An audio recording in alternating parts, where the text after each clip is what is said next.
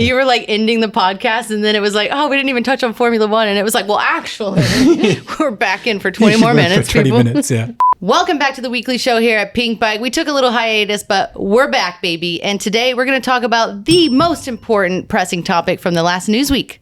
Yep, Christina and I are going to debate what is the best $25 you can spend on your mountain bike pretty much today, as well as looking back at some of the best videos of the year. First things first, we got to touch on what I think is the most important news story from the past week. And that is, of course, the winner was announced from Video of the Year from 2023, which was Roadkills by Ride or Die. I mean, it was a pretty good video. What'd you think, Henry? Anything that's got Matty Miles and Sun Peaks. Basically, that was my introduction into like downhill. Matty Miles, Sylvia, Sun Peaks, or Silver, can't remember quite the name. Fantagram, had a great soundtrack. It just made me really, really happy. And it was nice to see like a full shred it without some kind of overarching narrative or some quest in it or like personal character development. I don't really care. I just want to see people go sideways on bicycles. Well, that's funny that you say that, because honestly, when the news came out and I read that, I was like, oh, really? Like video of the year, of the whole entire year? Like surely Georgia Astel's video that came in the runner-up was like so amazingly shot. The cinematography, the storyline as a video presenter, I appreciated the storyline. And then Caleb Polanco's video as well. Like it was all killer, no filler. Yes. And then, so I had to go back, I had to rewatch Roadkills. And then it all made sense. It was the crew, it was the filmers, it was everybody, the cast and the music. Like, how do they have such a big music budget? Well, maybe they didn't just let the old royalties at YouTube know. But either way, it was great to see such a throwback in the style of, like the old, Follow Me or New World Disorder, whatever. I loved it. It was like quite nostalgic in a weird way. Yeah, I mean, they sold me on it. I just want to go on a road trip with the homies, ride cool places. Who doesn't want to do that? In your opinion, what makes a great video? For me, without sounding too pretentious and pompous and embarrassingly, up my own ass, I just love to see people really express themselves on their bike. And there's something that it's so like visceral about seeing someone just do what they're absolutely best at, and seeing like Graham Agassi like just smashing through turns, just shrouding like God knows what. There's something that I don't know. It's almost like much of it about expression it is about bikes, and to me that's pretty cool. Yeah, I think they pulled on the heartstrings there. We had Dylan Dunkerton, Curtis Robinson, some of my all-time favorite riders making a little show in there. So if you haven't seen it yet, definitely check it out. I will put a link to the article with the best videos of the year up there, and check out the comment section because there's a lot of really good suggestions for other videos that you probably missed, because I know I did. Moving right along, I want to talk about the podcast that came out last week. You hosted a very in-depth podcast with Jesse Melamed. You guys talked about a little bit of everything. So what did you really take away from the Canyon Collective rider? Honestly, he's probably one of the nicest men in the bicycle industry. He was so... I bumped into his team manager, funnily enough, in Whistler yesterday, and I had to just say, what a fantastic ambassador for the sport. I sound like his mother at parents' Is Jesse evening. like throwing you some free socks or Honestly, something under the like, table for all this? For someone that's that passionate, that eloquent, and also, he's predominantly really good at riding bikes. There's no reason why he should be able to, be an advocate for the issues or articulate his feelings. Like that's not his job really, but he manages to do so well. We talked a lot about, race etiquette. We talked about respect, rivalries, but also some stuff about manufacturing and bike development, which I at least found really interesting. It might turn out that KISS system that I really didn't like, he really did like, so it might have something to do with rider skill, but we won't go into that. Yeah, I did notice he talked about that on his e-bike there. Yeah, he really likes it. I didn't, but hey, live, laugh, learning. If you haven't checked it out already, we'll also put a link to that below, and make sure to subscribe to the podcast because there's loads of good ones. There's a very big one coming out on Thursday. Who's the special guest there? I'm not sure I can say. Okay, we're going to keep them guessing. Team news. Alrighty, we've got some new segments we're going to start rolling out with this weekly show, and today we're going to touch on two of them. We're going to keep the other ones a bit of a guess. We're going to start with the $25 challenge. I'm going to bring something to the table that's $25 or less. Henry's going to bring something else as well, and This one that I want to talk about it's basically a donation to your local trail association. So I was at Cloudburst Coffee the other day. It's right at the bottom of the trails here in Squamish. You can't miss it. And they had this awesome little electronic sign in the corner. So I got a bit closer, investigated it, and it's a direct deposit into the local trail association. You can use your Apple Pay or whatever smartphone, and you can tap it, and it takes $5 off right out of your phone. It makes it easy to donate to the local trail associations. You don't have to buy, a yearly membership if you're just coming in out of town for the day. You had the ride of your life on Half Nelson. You're like, hey, I had so much fun. I want to donate. So $5, boom, super easy. You could donate more if you want, but minimum of $5. I thought that was a really cool initiative. Everybody can benefit from this. Absolutely. And after you've stomached, a $15 beer in the sea to sky, what's $5 to the trails, hey? I think trail associations are such an unglamorous sport. It's like an unglamorous part of our sport. We all think it's about kicking in loamy trails, but actually they do so much. And so many of the great loamy trails that we link up to, maybe unofficial, the reason we can link them together is because of the amazing work done by people like Sorca, who I imagine turn something of a blind eye to things as well. My $25 challenge comes in at, I think, $23.69. It's with tax?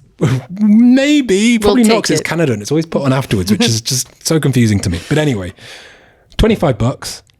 You get some, I think it's a pack of 20 tire plugs, these mushroom plugs, which I've used before in tutorial videos. But I have saved so many tires with some slashes like this, like long, horrible slashes in expensive, brand new tires.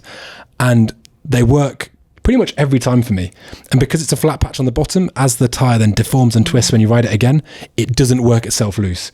These things have probably saved me over like $200 or $300 by this point, just from not having to buy new tires or having a half-worn tire that I can still get the full life out of. And for me, that's excellent. You can get some cycling branded ones. I'm a cheapskate. I just got the automotive knockoffs off Amazon, and I suggest you do too. There you go. $25 well spent. I mean, the challenge is whose is better. We'll let you decide in the comments below, but I mean, you can't go wrong with either, I suppose. I think yours is probably more worthwhile. I'm always looking out for the greater good. But for me and my money, no, but both are great. And I think it's also a great shout out trail associations, Sorca or otherwise. And if you enjoy Somewhere's trails, you can also donate via Trail Forks in the Trail Karma section. Takes 2 minutes, and I know it's appreciated. So we've started adding polls to the Friday Fails blogs to find out from the viewers what are the gnarliest or just most exciting crashes, I guess. And last week, Friday Fails 308, it was undeniably crash number 24 was the crowd favorite. Like, I think hundreds of people picked that one, and followed up by crash number 4. So let's see crash number 4. Man, I always get so nervous watching these. Oh no, there's rocks. Oh no. That hurt a lot. There's something about hitting your hips. Oh, do you think that's what happened? Well, I think eventually. I think lots of things happened before that, don't get me wrong. But I gotta go back. I gotta see this. Let's watch it again. There's something about...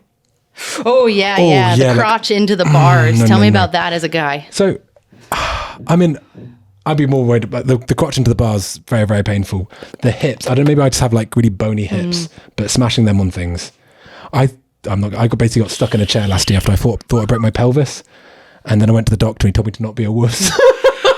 That's Canadian healthcare. I'm sorry for wasting your time. And then I had to get a wheelchair out the hospital. But that's not the point. So what went wrong here? So we see a centre rut. There are rocks on either side. Well, I don't know what was going to happen because the guy recording was just like, you go ahead, mate. I'm a little tentative here. And then this guy just goes, he stuffed his front end somewhere and went full OTB scorpion. It's weird riding ruts. Hey, like once you're in the rut, going really light on the front and letting the front wheel just do what it wants is scary but effective. But getting into the rut, you have to have that moment of committing into it and then transitioning back.